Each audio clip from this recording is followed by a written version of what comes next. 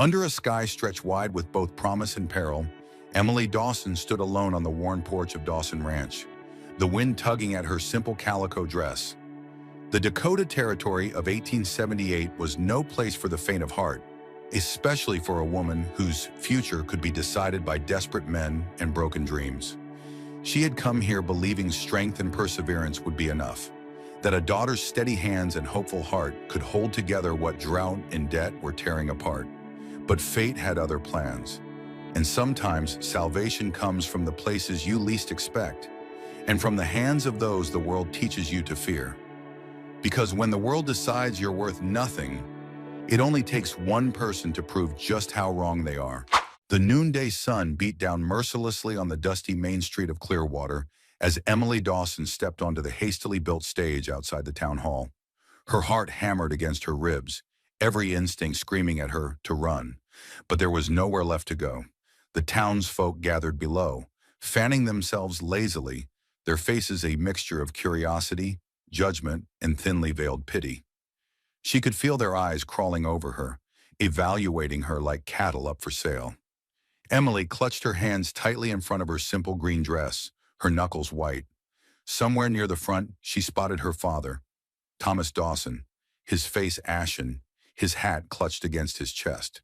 His failure to save the ranch weighed as heavily on him as the chains of shame did on her. Marshall Crawford, the man who had orchestrated this entire spectacle, stood tall and smug beside the auctioneer. His suit was sharp, his smile sharper, and his words smooth as poison honey.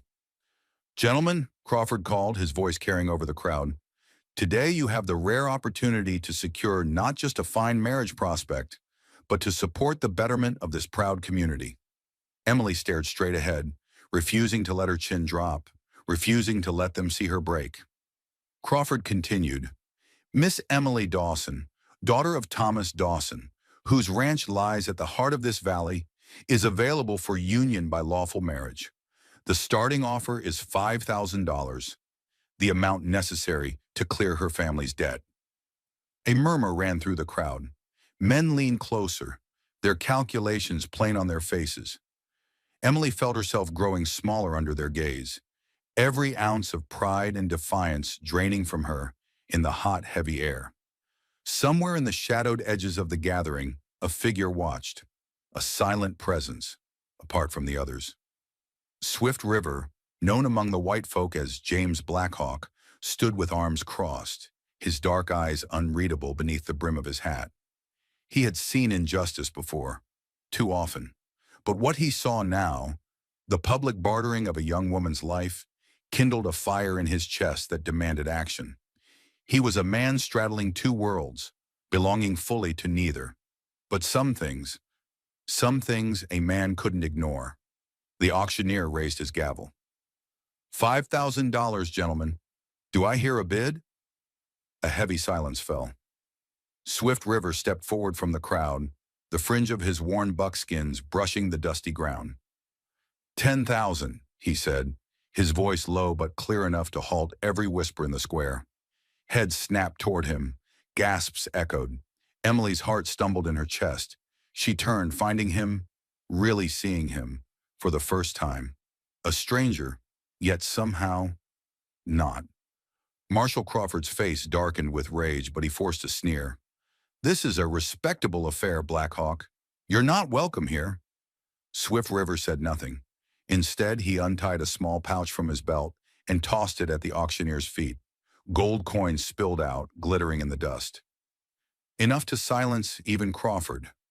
Thomas Dawson, stunned into silence, finally found his voice. "Emily?" Emily's mouth was dry. She felt the weight of every eye upon her, but in Swift River's gaze, there was no hunger, no calculation, only a steady, patient question. Was she property to be bought and sold, or was she someone worth standing for? The choice was no longer the crowd's, it was hers, and she would choose. The air between Emily and the crowd crackled with tension.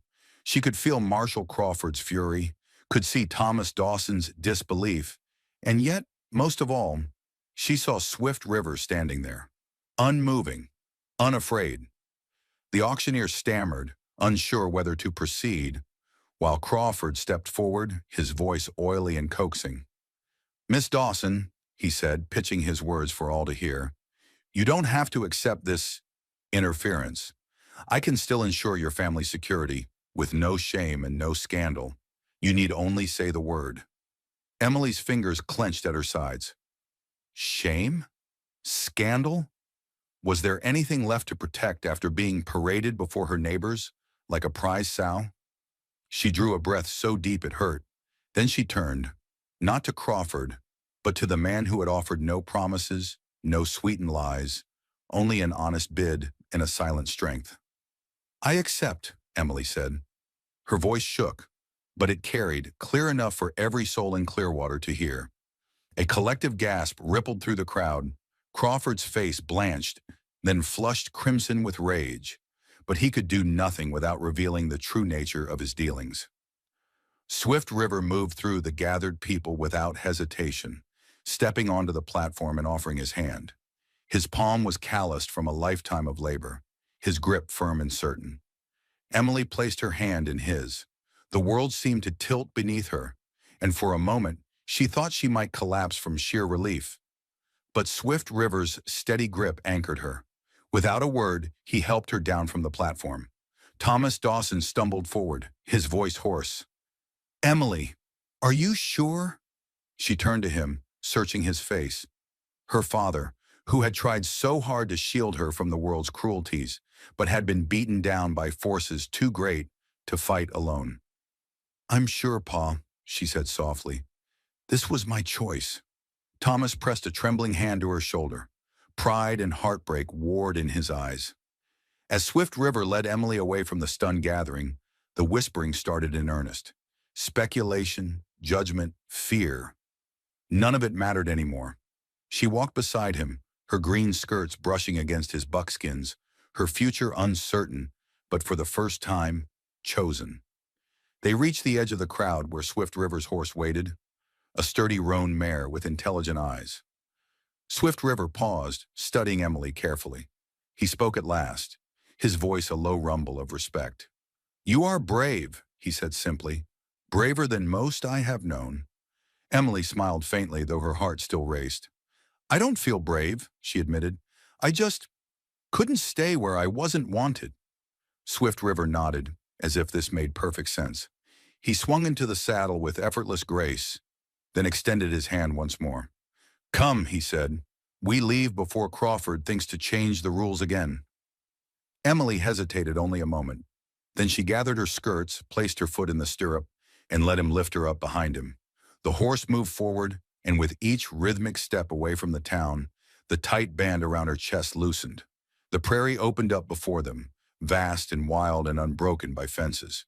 Behind them, Clearwater grew smaller and smaller until it was just a smudge against the horizon. And in that moment, Emily understood. She wasn't running away. She was riding towards something new, something fiercely her own. Night had fallen by the time Swift River slowed the mare to a halt beside a narrow creek, its waters singing softly over smooth stones. The prairie stretched out around them, endless and unknowable under the stars. He dismounted first, then turned to help Emily down, his touch careful, never assuming. Once her boots hit the earth, he stepped back, giving her space. "We rest here," he said simply. Emily nodded, grateful beyond words. Her body ached from the long ride, but it was the endless tension, the constant fear of what might happen, that had exhausted her most. Swift River built a fire with practiced ease, coaxing a small, steady flame to life with a few dry twigs. The warmth seeped into Emily's bones as she sat near the fire, hugging her knees to her chest. For a while they said nothing, just listened to the creek and the distant howl of a lone coyote. Finally Emily spoke, her voice quiet. "You risked a lot back there." Swift River, tending the fire, glanced up at her. "Some things are worth risking." She looked into the flames, feeling her throat tighten. "You don't even know me." "I know enough," he replied. "I know what I saw. A woman being treated like a possession, with no voice in her own fate." Emily swallowed hard. "You could have kept riding, could have let it happen." Swift River's face was a study in shadow and firelight. "My father once told me, The world does not need more men who look away. For a long moment, the only sound was the crackle of burning wood. Emily pulled her shawl tighter around her shoulders. I don't know what comes next, she admitted, hating how small her voice sounded. I don't know where to go or who I'm supposed to be now. Swift River added a log to the fire, then sat across from her, his gaze steady. You don't have to know yet, he said. First you heal, then you choose. The simplicity of it broke something open inside her, a tight knot of fear and expectation she hadn't even realized she carried. I'm scared, she whispered. Swift River nodded once. Only fools are never scared. Emily managed a shaky laugh. Then I must be the wisest woman on the plains. That drew the faintest ghost of a smile from him, not mocking but sharing, understanding. He unrolled a small blanket from his saddlebag and offered it to her. Sleep, I'll keep watch. Emily hesitated. Every instinct told her not to trust, not to lower her guard. But she remembered the way he had stood between her and Crawford's power, how he had offered help without demanding anything in return. Slowly she accepted the blanket. She lay down beside the fire, her back to the warmth, her eyes watching Swift River's silhouette as he sat, silent and unmoving, facing the darkness. For the first time in weeks, she drifted into sleep without terror gnawing at her heart. And somewhere in the small, hidden places of her soul, hope took root again.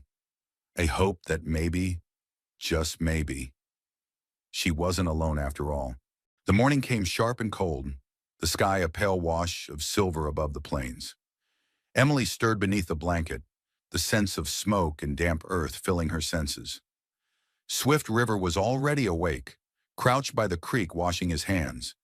The early light catching the smooth planes of his face, he moved with the quiet efficiency of a man accustomed to survival. Emily sat up slowly, pulling the blanket tighter around her shoulders. Despite everything, she had slept deeper than she could remember. Her body still aching, but her spirit a little less raw. He returned to the fire, offering her a strip of dried meat and a canteen of cool water. She accepted both with a murmured, "Thank you." They ate in silence, but it wasn't uncomfortable. It was the kind of silence born from shared space, from unspoken understanding. As they prepared to leave, Swift River scanned the horizon, his posture shifting, tensing slightly. What is it? Emily asked, instinctively tightening her grip on the blanket. He didn't answer right away. His dark eyes swept the endless plains with the keen alertness of a hunter. Riders, he said finally, his voice low. Far off, following our trail. Emily felt the blood drain from her face. Crawford's men? Most likely. Without another word, he helped her onto the mare and swung up behind her. They rode hard, keeping the creek to their left, the rise of the land providing some cover. Hours passed in a blur of hooves pounding the earth and the burning sting of wind against Emily's cheeks. Still, Swift River kept them moving with relentless determination, pausing only when absolutely necessary. By midday, they reached a rugged stretch of land, a shallow canyon lined with scrub and rocky outcroppings. Swift River reined in the mare and studied their surroundings. We'll camp here tonight, he said. Too risky to keep riding with them close behind. Emily slid from the saddle, legs trembling with exhaustion. She wanted to argue, to say they should keep moving, but one look at Swift River's face told her it would do no good. He was calculating, always calculating. Their best chance of survival meant rest, even when fear screamed otherwise. As they made a small camp under a rocky overhang, Emily finally asked the question gnawing at her heart. Why are they so determined to find me? Swift River finished tying the mare's reins to a scrub tree before answering. You humiliated a powerful man, he said simply. Crawford sees your defiance as a wound to his pride. Men like him, they don't heal, they only seek revenge. Emily hugged her arms around herself, shivering despite the warmth of the sun. I never wanted to cause trouble. She trailed off, unsure how to explain the simple desire for a life of her own choosing. You chose freedom, Swift River said, his voice like stone worn smooth by river currents. And that frightens men like Crawford more than anything. She sat by the fire, staring into the low flames. What if he catches us? Swift River crouched beside her, his hand resting lightly on his knee. His presence was solid, grounding. "Then we fight," he said. "Together." Emily turned her head, meeting his gaze fully. There was no false hope in his words, no empty promises, only the steady certainty of a man who had chosen his path long ago and would walk it to the end, no matter the cost. She swallowed past the lump rising in her throat. "I'm not much of a fighter." "You are stronger than you know," he said, almost gently, and somehow sitting there in the middle of nowhere, hunted and weary, Emily believed him. The canyon walls pressed close as twilight draped the land in deep purples and grays. Emily crouched low beside the fire Swift River had expertly smothered, her heart pounding like a trapped bird in her chest. They heard the riders long before they saw them. Distant hoofbeats muffled by the thick air, the sharp bark of a man's voice echoing faintly against the stone. Swift River returned from his scouting, silent as a shadow. He knelt beside Emily, his breath steady despite the tension radiating from him. "6 men," he said in a low voice. "Blackwood leads them." Emily stiffened at the name. Samuel Blackwood, Crawford's right-hand man. Ruthless, merciless, and smart enough to be dangerous. "They're combing the canyon," Swift River continued. "Not many places to hide once they get closer." Emily licked her dry lips. "What do we do?" He glanced at her, and for the first time, she saw the flicker of hesitation in his eyes. Not fear, but the weight of responsibility. "We don't let them find us," he said. "And if they do—" His hand brushed the hilt of his knife. "Well, we make sure they regret it." The plan was simple. Keep moving. Stay hidden. Use the narrowest parts of the canyon to mask their trail. Emily clutched the mare's reins tightly as they led the horse through a shallow, rocky creek bed, their boots splashing softly in the frigid water. The darkness thickened, and the canyon twisted like a living thing, its walls casting strange, shifting shadows. Every sound seemed magnified. The crunch of gravel, the distant call of a night bird. They were rounding a bend when the trap sprung. A shout rang out, and suddenly the narrow passage ahead was blocked by 2 mounted men, rifles raised. Behind them, more figures emerged from the gloom, hemming them in.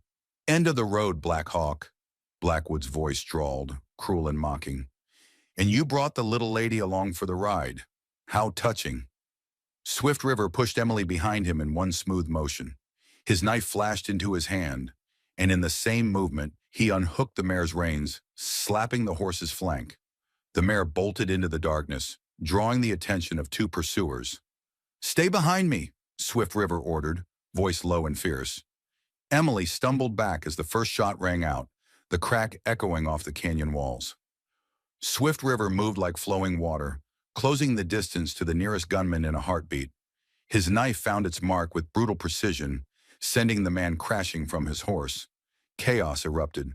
Emily ducked as bullets tore through the cold night air. She scrambled for cover behind a boulder, heart hammering as Swift River danced among the enemy, each movement economical and deadly.